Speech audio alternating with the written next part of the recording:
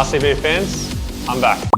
ಈ ವಿಡಿಯೋನ ನೀವೇನು ನೋಡಿದ್ದೀರಾ, ಇದು ಅಫಿಷಿಯಲ್ RCB ಅವರೇ ಬಿಟ್ಟಿರೋಂಥ ವಿಡಿಯೋ. ಸೊ ಏನು ಅಲ್ಲಿ ಇಲ್ಲಿಂದ ಬಂದಿರೋ ನ್ಯೂಸ್ ಅಲ್ಲ. ಸೊ ಪಕ್ಕಾ ಕನ್ಫರ್ಮ್ ಜಾಸ್ ಹೇಸಲ್ವುಡ್ ಅವರು ಈಸ್ ಬ್ಯಾಕ್. ಆ್ಯಂಡ್ ಮೇಯ್ನ್ ಇವಾಗ ಇನ್ಫಾರ್ಮೇಷನ್ ಏನಂದರೆ, ಅವರು ನೆಕ್ಸ್ಟ್ ಮ್ಯಾಚ್ನ ಆಡ್ತಾರೆ. ಆಬ್ವಿಯಸ್ಲಿ ಅವ್ರು ಬಂದಿದ್ದಾರೆ ಅಂತ ಸುಮ್ಮನೆ ಕೂತ್ಕೊಳ್ಳೋಕ್ಕೇನು ಬಂದಿರಲ್ಲ, ಸೊ ಆಡೇ ಆಡ್ತಾರೆ. ಸೊ ಲಾಸ್ಟ್ ಮ್ಯಾಚಲ್ಲಿ SRH ಅಗೇನ್ಸ್ಟ್ ನಾವೇನು ಸೋತಿದ್ವಿ, ಆ ಬೇಜಾರಿಂದ ಹೊರಗಡೆ ಬರೋದಕ್ಕೆ ಏನಾದರೂ ಸ್ವಲ್ಪ ನಮಗೆ ಹೆಲ್ಪ್ ಆಗೋ ಅಂಥ ನ್ಯೂಸ್ ಇದ್ದರೆ ಅದು ಇದೇನೇ.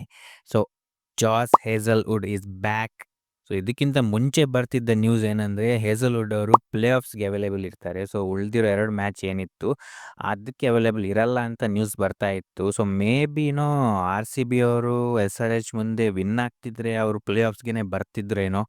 ಬಟ್ ಇವಾಗ ಸೋತಿರೋ ಕಾರಣ ನಮಗೆ ಟಾಪ್ 2 ಅಲ್ಲಿ ಬರೋದಕ್ಕೆ ಈ ಮ್ಯಾಚ್ ತುಂಬಾ ಇಂಪಾರ್ಟೆಂಟ್. ಸೊ ಹೇಸಲ್ವುಡ್ ಅವರು ಬೇಕೇ ಬೇಕು. ಸೊ ಬ್ಯಾಟಿಂಗಲ್ಲಿ ನಾನು ಆಲ್ರೆಡಿ ಪ್ರೀವಿಯಸ್ ವಿಡಿಯೋದಲ್ಲಿ ಹೇಳಿದ್ದೀನಿ, ಟಿಮ್ ಡೇವಿಡ್ ಅವರು ಇಂಜೂರ್ ಆಗಿದ್ದಾರೆ. ಸೊ ಅವ್ರು ನೆಕ್ಸ್ಟ್ ಮ್ಯಾಚ್ ಆಡೋದು ತುಂಬಾ ಡೌಟ್. ಸೊ ಬ್ಯಾಟಿಂಗಲ್ಲಿ ಆಲ್ರೆಡಿ ನಮಗೆ ಒಂದು ಹೊಡೆತ ಬಿದ್ದಿರೋ ಕಾರಣದಿಂದ ಬಾಲಿಂಗಿಗೂ ಹೇಸಲ್ವುಡ್ ಇಲ್ದಿರೋ ಕಾರಣ ಹೊಡೆತ ಬಿದ್ದರೆ ತುಂಬ ಟಫ್ ಆಗುತ್ತೆ, ಸ್ಪೆಸಿಫಿಕಲಿ ಇಂಥ ಟೈಮ್ನಲ್ಲಿ. ನೀವು SRH ಮ್ಯಾಚಲ್ಲಿ ನೋಡಿದ್ದೀರಾ, SRH ಮುಂದೆ 230 ರನ್ಸ್ ಕೊಟ್ಬಿಟ್ಟಿದ್ರು. Usually it was a batting pitch. So 205 ಒಳಗೆ SRHನ ನಿಲ್ಲಿಸ್ಬೇಕಿತ್ತು. ಬಿಕಾಸ್ T20ಯಲ್ಲಿ 10-12 ರನ್ ಡಿಫ್ರೆನ್ಸ್ ಆದ್ರೂ ತುಂಬ ಮ್ಯಾಟ್ರ್ ಆಗುತ್ತೆ. ಸೊ ಇಲ್ಲಿ 20-25 ರನ್ ಎಕ್ಸ್ಟ್ರಾ ಕೊಟ್ಬಿಟ್ರಂತೂ ಗೆಲ್ಲೋ ಮಾತೇ ಬರಲ್ಲ ಅಲ್ಲಿ. ಸೊ ಇಂಥ ಒಂದು ಸಿಚುವೇಶನಲ್ಲಿ ನಮ್ಮ ಬಾಲಿಂಗ್ ಇರಬೇಕಾದ್ರೆ ಹೇಸಲ್ವುಡ್ ಎಂಟ್ರಿ ಈಸ್ ಲೈಕ್ ಆನೆ ಬಲ ಬಂದಿರೋ ಥರ. ಎಸ್, ಸೊ ನೆಕ್ಸ್ಟ್ ಮ್ಯಾಚ್ನ ಪಕ್ಕಾ ಗೆಲ್ತೀವಿ ಬ್ರೋ.